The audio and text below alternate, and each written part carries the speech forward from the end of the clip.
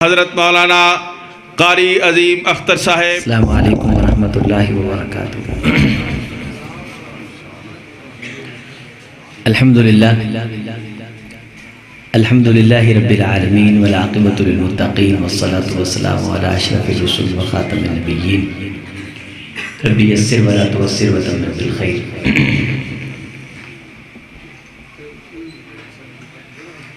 حاضرین مجلس، آپ اللہ کے فضل اور اس کے کرم سے بڑی جہاں دیدہ آفاقی ہماگیر گفتگو سنتے آ رہے ہیں. مذہبی عمائدین بھی موجود ہیں، سیاسی ارباب بھی موجود ہیں. جہاں آخرت سنوارنے کی باتیں ہو رہی ہیں، وہاں دنیا سنوارنے کی بھی باتیں چل رہی ہیں. نبی صلی اللہ علیہ وسلم نے فرمایا کہ جو بندہ لوگوں کی دنیا سنوارتا ہے وہ دنیا کا افضل ترین آدمی ہے.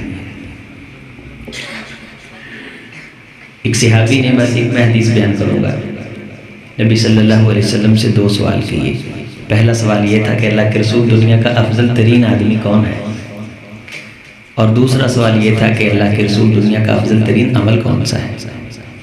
اب ہم سب یہ چاہتے ہیں کہ ہم دنیا کے افضل ترین آدمی بن جائیں. جو یہ چاہتا ہے کہ میں دنیا کا افضل ترین آدمی بنوں، ذرا ہاتھ کھڑا کریں. دوسرا سوال یہ تھا کہ اللہ کے رسول دنیا کی سب سے بڑی نیکی کون سی؟ یعنی حج بھی نیکی، لیکن اس نے اس سے بڑی نیکی پوچھی. حج کرنے والا نیک، لیکن اس نے اس سے بھی بڑا پوچھا کہ حج کرنے والے سے بڑا آدمی کون نیک؟ تو دونوں سوالوں کے جواب میں رسول اللہ نے ایک جواب دیا. کیا جواب تھا؟ اما احب الناس الی اللہ انفعهم للناس. کائنات کا سب سے افضل آدمی وہ ہے جو لوگوں کے لیے فائدہ مند ہے، جو لوگوں کا نقصان کرتا ہے، لوگوں کا ضرر کرتا ہے، اپنی عوام کا برا چاہتا ہے، وہ دنیا کا سب سے بدتر آدمی ہے.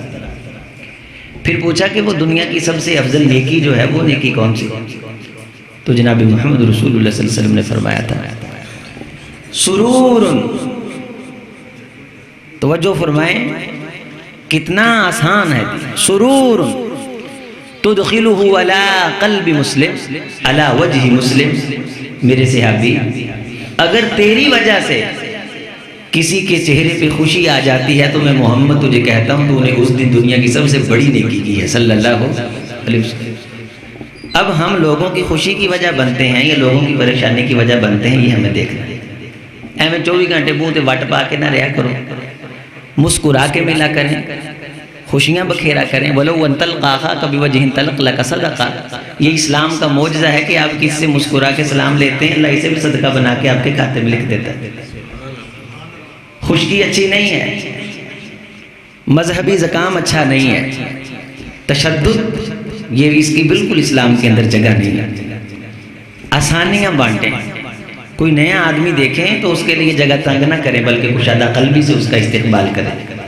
ہمارے ہاں کوئی نیا شخص نماز پڑھنے کے لیے آ جائے، ہم صف میں اتنا تنگ کر دیتے ہیں کہ بیچارہ دوبارہ مسجد میں آنے کا نام نہیں لیتا. نبی صلی اللہ علیہ وسلم کے دور میں بندے نے مسجد میں پیشاب کیا، پوری کائنات کی عظمتیں مل کے مدینے کی دھول کا مقابلہ نہیں کرتی. تاجدار کونین نے فرمایا حالت ایمان میں جسے مدینے میں موت آئے اللہ جنت واجب کرتا، جہنم حرام کرتا. اور ایک حدیث میں تاجدار کونین علیہ السلام نے فرمایا کوشش کرو اللہ تمہیں مدینے میں موت دے، کیونکہ جسے مدینے میں موت آتی ہے اللہ اسے مجھ محمد کا قرب دے دیتا ہے صلی اللہ علیہ وسلم. تو ہم آج کی اس محفل میں یہ دعا بھی کر لیتے ہیں، اللہ ہمیں خاتمہ بالایمان فرما ہمارا، اور ہمیں مدینہ کی جگہ نصیب فرما. اور مدینہ وہ جگہ ہے جس کے دروازوں پہ فرشتے آج بھی پہرا دیتے ہیں. تو مدینہ کی مسجد کا کیا مقام ہوگا؟ مسجد النبوی شریف، حضرت رسول اللہ صلی اللہ علیہ وسلم فرمایا خیر لی عندی انا امشی ما خلی فی حاجت ان اعتکف شہرا فی مسجدی ھذا. کسی بندے کی ضرورت کو پورا، یہاں مسلمان کا تذکرہ نہیں ہے. ایک روایت میں یہ ہے کہ کسی بھائی کی ضرورت کے لیے جانا، اور ایک روایت میں یہ ہے کہ کسی کی ضرورت کے لیے جانا. کسی کی ضرورت کو پورا کرنا مجھ محمد صلی اللہ علیہ وسلم. ساری کائنات کی عبادتیں مل کے پیغمبر کے ایک سجدے کا مقابلہ کر سکتی نہیں. پوری دنیا کے سجدے مل کے تاجدار کونین کے قدموں کی دھول کا مقابلہ کر سکتے نہیں. اس پیغمبر نے فرمایا تھا کہ مجھ محمد کے نزدیک صلی اللہ علیہ وسلم کسی کی ضرورت کو پورا کرنا محجن نبوی میں مہینہ اعتکاف بیٹھنے سے زیادہ بڑا عمل ہے۔ نمازیں پڑھنا عبادت نہیں ہے، کبھی کسی کے کام بھی آیا کریں، کوئی چھوٹا موٹا فائدہ بھی کسی کا کر دیا کریں۔ سرکار نے فرمایا میں نے جنت میں ایک شخص کو ٹہلتے ہوئے دیکھا، جبریل سے پوچھا کہ اس کی جنت میں ٹہلنے کی وجہ کیا ہے؟ تو فرمایا اللہ کے رسول اس نے ایک مرتبہ رستے میں جاتے ہوئے خاردار جھاڑی لوگوں کے رستے سے دور کر دی تھی۔ آسانیاں بانٹیں، خوشیاں بانٹیں، مہربانیاں بانٹیں۔ اور آپ علیہ السلام کو ایک عورت کے بارے بیان کیا گیا تھا، اللہ کے رسول بڑی نیک ہے، تہجد گزار ہے، نفل بڑے پڑھتی، لیکن زبان کڑوی ہے، بدتمیز ہے۔ المتشدقون المتحیقون، آپ علیہ السلام نے فرمایا متشدد آدمی، بدتمیز آدمی، زبان کو چبا چبا کے باتیں کرنے والا، ہمیشہ بدتمیزی کی بولی بولنے والا، سلسلہ سیاہ کی حدیث ہے۔ ابغضهم علی اللہ، اللہ کا غصہ ٹوٹتا ہے، اللہ کی لعنتیں برستی ہیں بدتمیز آدمی پہ۔